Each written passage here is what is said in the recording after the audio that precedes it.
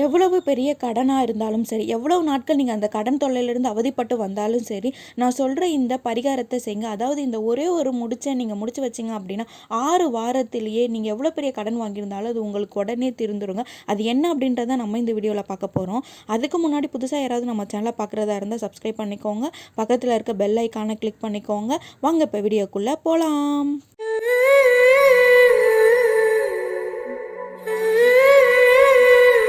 நம்ம வாழ்க்கையில் நிறைய தீர்க்க முடியாத பிரச்சனை இருக்குங்க. அதுலேயும் இப்போ முக்கியமாக இருக்கக்கூடியது பார்த்தீங்கன்னா கடன் பிரச்சனை தான். இந்த கடன் பிரச்சனையிலேருந்து நீங்கள் முழுமையாக வெளியே வரணும் அப்படின்னா நான் சொல்கிறேன், இந்த எளிய பரிகாரத்தை செஞ்சு பாருங்கள். கண்டிப்பாக உங்களுக்கு நல்லது நடக்குங்க. அதுவும் 6 வாரத்தில் நடக்கும். செவ்வாய்க்கிழமை நம்ம செவ்வாய் ஓரையில் முருகப்பெருமானை நினச்சி இந்த ஒரு முடிச்சு கட்டி வச்சோம் அப்படின்னா கண்டிப்பாக நம்மளுக்கு நல்ல பலன் கிடைக்குங்க.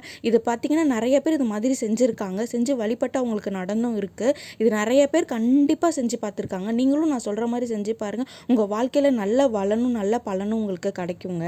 இப்போ இதெல்லாம் கடன் வாங்குவது என்பது மிக சாதாரணமாக ஆயிடுச்சு. வீட்டுக் கடன், வீட்டுக்கு உபகரணங்கள் வாங்குவதற்கு கடன், தனிநபர் கடன், அது கார் லோனு, இந்த மாதிரி நம்ம லோன் வாங்கியே நம்ம நிறைய பேர் எல்லா பொருளுமே வாங்க வேண்டிய சூழ்நிலையில் தான் நம்ம இப்போ இருக்கோம். இதுலேயும் ஒரு சிலர் பார்த்தீங்கன்னா தீவிரமான கடன் பிரச்சனையால் இருந்து பாதிக்கப்பட்டு தாங்க இருக்காங்க. கடன்களை சரியாக திருப்பி கொடுக்க முடியாத சூழ்நிலையில் பலரும் கடன் தொல்லையால் அவதிப்பட்டு வர நிலையும் இருக்குது. கடன் பிரச்சனை தீர என்ன செய்யணும் என்பதற்கு தான் நம்ம இந்த வீடியோவில் பார்க்க போகிறோம். எவ்வளோ பெரிய கடனாக இருந்தாலும் சரி, எவ்வளோ நாட்கள் நீங்கள் அந்த கடன் தொல்லையிலேருந்து அவதிப்பட்டு வந்தாலும் சரி, இந்த எளிய பரிகாரத்தை செஞ்சால் கடன் தொல்லையிலேருந்து முழுமையாக நீங்கள் விடுபட்டு வெளியில் வரலாங்க. அதுவும் 6 வாரத்தில் வரலாம். நம்ம அந்த கடனை கட்டுறதுக்கான பணம் உங்களுக்கு எப்படி வருதுன்னே தெரியாது. கண்டிப்பாக உங்களுக்கு அந்த பணம் கையில் வரும். கடன் பிரச்சனையை தீர்க்கும் செவ்வாய் ஓரை ரகசியம். இந்த செவ்வாய்க்கிழமை வரக்கூடிய செவ்வாய் ஓரையில் நம்ம என்ன நல்லது செஞ்சாலும் சரிங்க, அது கண்டிப்பாக நம்மளுக்கு நடந்தே தீரும். முக்கியமாக கடன் கொடுக்கணும் அப்படின்றவங்களுக்கு நம்ம இந்த ஓரை டைமில் பணம் கொடுத்தோம் அப்படின்னா நம்ம சீக்கிரமாக அந்த கடனை அடைச்சிருவோம் அப்படின்றது எல்லாருக்குமே தெரிஞ்ச உண்மை தான். இப்போ நிறைய பேர் பார்த்திங்கன்னா இந்த மாதிரி பண்ணிட்டு தான் இருக்காங்க. ஒவ்வொரு நாளுக்கும் ஒவ்வொரு ஓரை அப்படின்றது இருக்குது. அதிலும் செவ்வாய்க்கிழமை வரக்கூடிய இந்த நேரத்தில் தாங்க நம்ம இந்த பரிகாரத்தை செய்யணும். எந்தெந்த ஓரைகளில் என்னென்ன செய்யணும் அப்படின்ற ஒரு அட்டவணையுமே இருக்குது. சிலர் பார்த்திங்கன்னா பல ஓரைகளை திருமணம் செய்வாங்க, புது பொருட்கள் வாங்குவாங்க, சேமிப்பு செய்வாங்க.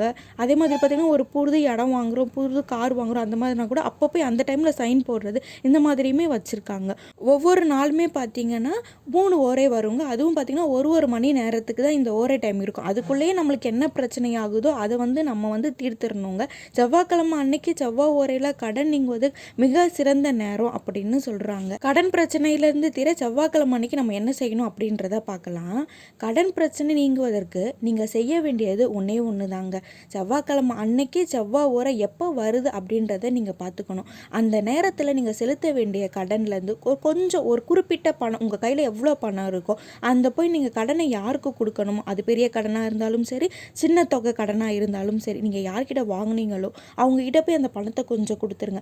அப்படி இல்லை நாங்கள் லோன் கட்டணும் அப்படின்னா நீங்கள் லோன் கட்டினா கூட அந்த செவ்வாய்க்கிழமை செவ்வாய் ஓரை எப்போ வருதோ அந்த டைமில் நீங்கள் உங்கள் லோனை நீங்கள் செலுத்தலாங்க. இது பார்த்தீங்கன்னா நம்மளோட கடன் எழுவதற்கு வழி உங்களுக்கு கண்டிப்பாக கிடைக்குங்க. தனிநபர் கடன் வாங்கியிருந்தால் அவரை சந்தித்து செவ்வாய்க்கிழமை செவ்வாய் ஓரையில் வேண்டி கடனில் ஒரு சிறிய தொகையை அவருக்கு கொடுத்தீங்க அப்படின்னா நம்ம கடனும் சீக்கிரம் தீர்ந்துருங்க. ஒருவேளை உங்களுக்கு நீங்கள் வங்கியில் அல்லது பேங்க்கில் அந்த மாதிரி தனியார் எதையாவது பேங்க்கில் நீங்கள் வாங்கியிருந்தீங்க அப்படின்னா இந்த குறிப்பிட்ட நேரத்தில் நீங்கள் பணம் செலுத்த முடியாது அப்படின்றனால நீங்கள் செவ்வாய் ஓர நேரத்தில் அதுக்குரிய சிறிய தொகையை தனியாக ஒதுக்கி வச்சுக்கோங்க. இது எப்படி எடுத்து வைக்கணும் அப்படின்னு பார்த்தீங்கன்னா, இப்போ நம்ம 2 அக்கௌண்ட் யூஸ் பண்ணுவோம் இல்லையா, நீங்கள் செவ்வாய் ஓரையில் இந்த அக்கௌண்ட்லேருந்து வேறு அக்கௌண்ட்டுக்கு உங்கள் காசை மாற்றி வச்சுக்கோங்க. இதை நம்ம செவ்வாய் ஓரையில் நீங்கள் மாற்றி வச்சுக்கிட்டு அந்த காசை நீங்கள் எப்போ உங்கள் லோன் கட்டணுமோ அந்த டைமில் நீங்கள் கொடுக்கலாங்க. இதுவுமே உங்களுக்கு நல்ல பலனை தான் கொடுக்கும். அந்த பணத்தை பார்த்திங்கன்னா நம்ம கடன் அடைவதற்காக தான் நம்ம வச்சுருக்கோம். அதனால் அந்த காசை நீங்கள் செலவு பண்ணவே கூடாதுங்க. இந்த மாதிரி எடுத்து வச்சா கூட செவ்வாய் ஓரையில் நம்ம அந்த காசை எடுத்து வச்சா கூட நம்ம கடன் சீக்கிரமாகவே நம்மளுக்கு கடன் அடைஞ்சிருங்க. இப்போ நம்ம செவ்வாய்க்கிழமை செவ்வாய் ஓரை எப்போ வரும், எந்த டைமில் வரும் அப்படின்றத நம்ம பார்க்கலாம். செவ்வாய்க்கிழமை காலை 6 மணிலேருந்து 7 மணி வரைக்குமே செவ்வாய் ஓரை இருக்குங்க. மதியானம் பார்த்திங்கன்னா 1 மணிலேருந்து 2 மணி வரைக்கும் செவ்வாய் ஓரை இருக்கும். அதே மாதிரி மாலை நேரத்தில் பார்த்திங்கன்னா 7 மணிலேருந்து 8 மணி வரைக்குமே நமக்கு செவ்வாய் செவ்வாய் ஓரை இருக்குங்க. அதாவது செவ்வாய்க்கிழமை பார்த்தீங்கன்னா நம்மளுக்கு இந்த 3 டைமில் நம்மளுக்கு வரும். இந்த 3 டைமில் எந்த டைமில் உங்களால் உங்கள் கடனை கொடுக்க முடியுமோ அதை நீங்கள் கொடுக்கலாங்க. இப்போ நம்ம அடுத்ததாக பார்த்தீங்கன்னா செவ்வாய்க்கிழமையில நான் சொல்கிற செவ்வாய் ஓரையில் இந்த ஒரு முடிச்சு நீங்கள் செஞ்சீங்க அப்படின்னா கண்டிப்பாக உங்கள் கடன் தீருங்க. அது என்ன அப்படின்னா, ஒரு சிகப்பு கலரில் ஒரு துணி எடுத்துக்கோங்க. அதில் வந்து 4 மூலையிலும் சந்தனம் குங்குமம் வச்சு பொட்டு வச்சு அலங்காரம் பண்ணிக்கோங்க. கண்டிப்பாக சிகப்பு துணி மட்டும்தாங்க இருக்கணும். நீங்கள் வேறு எந்த துணியுமே யூஸ் பண்ணக்கூடாது. ஏன்னா செவ்வாய் பகவானுக்குரிய கலர் சிகப்பு கலர். அதுவும் செவ்வாய்க்கிழமை முருகப்பெருமானை வேண்டி நம்ம செவ்வாய் ஓரையில் செய்கிறதுனால கண்டிப்பாக நம்ம கடன் பிரச்சனை தீருங்க. இப்போ நான் வந்து ஒரு 11 ரூபா காசு வச்சுருக்கேன். நீங்கள் நோட்டாக இருந்தாலும் எடுத்துக்கலாம், சில்லறையாக இருந்தாலும் பரவாயில்லைங்க. அதை நல்லா மடிச்சுட்டு நீங்கள் இந்த துணியில் வச்சு நல்லா சுருட்டி ஒரு முடிச்சு மாதிரி கட்டிக்கோங்க. இந்த முடிச்சை வந்து நம்ம முருகரோட பாதத்தில் வைக்கணுங்க. கண்டிப்பாக செவ்வாய்க்கிழமை செவ்வாய் ஓரையில் உங்களால் என்ன டைம், அதாவது காலையிலையோ மாலையிலையோ மதியானமோ, இந்த 3 வேளையில் நான் ஒரே டைம் சொல்லியிருக்கேன். இந்த டைமில் கண்டிப்பாக நீங்கள் இதை செய்யுங்க. இதுலேயும் சந்தன குங்குமம் பொட்டு வச்சுக்கோங்க. இதை நீங்கள் உங்கள் கையில் வச்சுக்கிட்டு நம்ம கடன் எவ்வளவா இருந்தாலும் அது சீக்கிரமாக அடையணும் அப்படின்னு முருகப்பெருமானை மனதால் நினச்சிக்கிட்டு நீங்கள் இந்த முடிச்சை கட்டுங்க. இதை கட்டினதுக்கப்புறமா இதை நீங்கள் முருகர் படம் இருந்தாலும் சரி, சிலை இருந்தாலும் சரி, அவரோட பாதத்தில் நீங்கள் வச்சுருங்க. பாதத்தில் வைக்கிறதுக்கு முன்னாடி உங்கள் கையில் நல்லா வச்சு உள்ளங்கையில் வச்சுட்டு 2 கையும் கூப்பி மனசார முருகரை நீங்கள் வேண்டிக்கோங்க. ஐயா முருகா, என்னோட கடன் எல்லாம் தீர்ந்துடணும். என்ன பிரச்சனை இருந்தாலும் சரிங்க, கடன் பிரச்சனை மட்டும் இல்லை, வேறு எந்த பிரச்சனையாக இருந்தாலும் நீங்கள் பிரார்த்தனை பண்ணிக்கோங்க. ஆனால் முக்கியமாக கடனுக்கு தான் நம்ம இந்த முடிச்சை எடுத்து வைக்கணுங்க. நீங்கள் எடுத்து வச்சதுக்கு அப்புறமா விளக்கேற்று தீபதூபம் காட்டிட்டு நீங்கள் என்ன நெய்வேத்தியம் வச்சுருக்கீங்களோ அந்த நெய்வேத்தியம் நீங்கள் முருகப்பெருமானுக்கு வச்சுருங்க. மனதார நீங்கள் வேண்டினீங்க அப்படின்னா அந்த கருணை கடல் உங்களுக்கு கண்டிப்பாக கொடுப்பாருங்க. இந்த முடிச்சை பார்த்தீங்கன்னா நீங்கள் செவ்வாய்க்கிழமை செவ்வாய் ஓரையில் மட்டும்தாங்க செய்யணும். மற்ற எந்த டைம்லையும் செய்யக்கூடாது. நீங்கள் இதை செஞ்சதுக்கு அப்புறமா என்ன பண்ணணும்னா, நீங்கள் முருகன் கோவிலுக்கு போயிட்டு யாரோட பேரில் கடன் இருக்கோ அவங்களோட பேரில் முருகன் கோவிலில் நீங்கள் அர்ச்சனை பண்ணணுங்க. இதை நீங்கள் எத்தனை வாரம் பண்ணணும் அப்படின்னு கேட்டிங்கன்னா 6 வாரம் தொடர்ந்து நீங்கள் பண்ணணும். செவ்வாய் ஓரையில் தான் போய் வந்து நாங்கள் அர்ச்சனை பண்ணணுமான்னு கேட்டிங்கன்னா கிடையாது. இந்த முடிச்சை மட்டும்தான் நம்ம செவ்வாய் ஓரையில் வைக்கணும். நீங்கள் காலையிலோ இல்லை சாயங்காலமோ உங்கள் வீட்டு பக்கத்தில் இருக்கிற ஏதாவது ஒரு முருகன் கோவிலுக்கு போயிட்டு யாரோட, இப்போ உங்கள் பேரில் கடன் இருந்தால் உங்களோட பேரில் அர்ச்சனை பண்ணுங்கள். இல்லை உங்கள் ஹஸ்பண்டோட பேரில் கடன் இருந்தால் அவங்க பேரில், இல்லை உங்கள் பையன் பேரில், இல்லை உங்கள் பொண்ணு பேரில், யார் பேரில் கடன் இருக்கோ அவங்க பேரில் போயிட்டு நீங்கள் முருகன் கோவிலில் அர்ச்சனை பண்ணணுங்க. 6 வாரம் தொடர்ந்து நீங்கள் இந்த மாதிரி அர்ச்சனை பண்ணீங்க அப்படின்னா கண்டிப்பாக உங்கள் கடன் பிரச்சனை எல்லாமே தீருங்க. 6 வாரம் முடிகிறதுக்குள்ளேயே உங்களுக்கு கண்டிப்பாக அதுக்கான பலன் கிடைக்கும். இந்த 6 வாரம் முடிஞ்சதுக்கப்புறமா நாங்கள் இந்த பணத்தை என்ன பண்ணலாம் அப்படின்னு கேட்டிங்கன்னா, முருகன் கோவிலில் போயிட்டு நீங்கள் இந்த 11 ரூபா காசை உண்டியலில் போட்டுறணுங்க.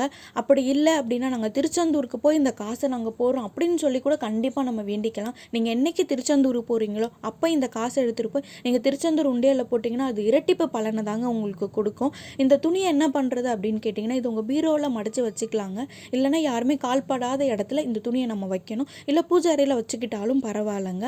ஆனால் இந்த 11 ரூபா நாணயத்தை நீங்கள் முருகன் கோவிலில் தான் போய் உண்டியலில் தாங்க நீங்கள் போடணும். கண்டிப்பாக உங்களுக்கு நல்ல பலன் கிடைக்குங்க. 6வது வாரம் நீங்கள் இந்த இதை முடிக்கும்போது உங்களால் பிடிச்ச என்ன நெய்வேத்தியமாக இருந்தாலும், அதாவது முருகருக்கு பிடிச்ச நெய்வேத்தியம் நீங்கள் வச்சிங்க அப்படின்னா கண்டிப்பாக பலன் கொடுக்கும். என்ன நெய்வேத்தியம் முக்கியமாக நீங்கள் வைக்கணும் அப்படின்னு பார்த்தீங்கன்னா, தினை மாவும் தேனும் கலந்து நீங்கள் வச்சிங்க அப்படின்னா அது முருகப்பெருமானுக்கு மிகவும் பிடிச்சதுங்க. அதை நீங்கள் வச்சுட்டு அதை கொஞ்சோண்டு உங்கள் வீட்டு வாசலில் இருக்க எறும்புக்கு, எங்கே எறும்பு இருக்கோ அந்த இடத்துல போய் நீங்கள் வச்சிட்டிங்க அப்படின்னா கண்டிப்பாக உங்கள் கடன் பிரச்சனை தீருங்க. அதுக்கான வழியும் உங்களுக்கு கிடைக்கும்.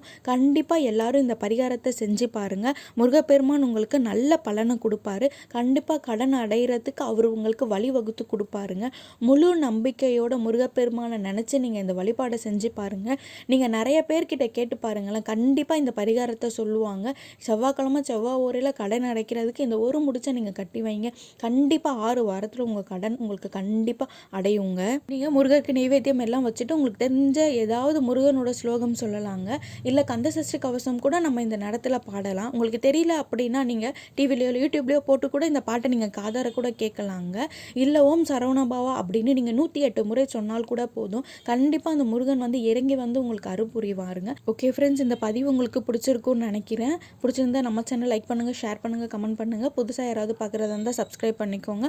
பக்கத்தில் இருக்க பெல் ஐக்கானை கிளிக் பண்ணிக்கோங்க. அப்போ தான் நான் போடுற வீடியோவில் உங்களுக்கு நோட்டிஃபிகேஷனில் வரும். ஓகே ஃப்ரெண்ட்ஸ், பாய்.